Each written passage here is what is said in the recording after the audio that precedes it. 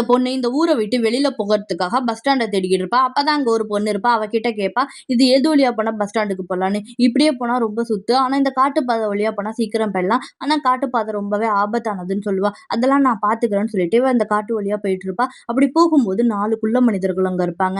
அவங்கள பாத்துருவாங்க. அதுல ஒருத்தர் சொல்லுவாரு, வா நான் உனக்கு வழிகாட்டுறேன்னு சொல்லிட்டு அந்த காட்டுல உள்ள மரங்கள் எல்லாம் ஏதோ மந்திரம் போட்ட மாதிரி மந்திரத்தால நகர்த்திடுவாரு.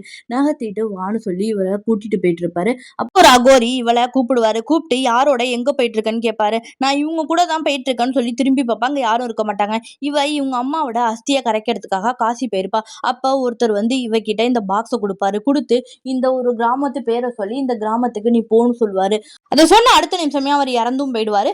அந்த பாக்ஸை ஒதுக்கி வச்சுட்டு நான் அந்த கிராமத்துக்குலாம் போக மாட்டேன்னு இருப்பா. ஆனா ஏதோ ஒரு சக்தி அவளை கொண்டு வந்து அந்த கிராமத்துல சேர்த்துடும். இப்ப அந்த கிராமத்தை விட்டு வெளியில போறதுக்காக தான் முயற்சி பண்ணுவா. ஆனா அவளால அந்த கிராமத்தை விட்டு வெளியிலேயே போக முடியாது. இப்ப கூட அந்த கிராமத்தை விட்டு வெளியில போகிறதுக்காக பார்த்துதான் அந்த குள்ள சாமியார்கிட்ட மாட்டிப்பா.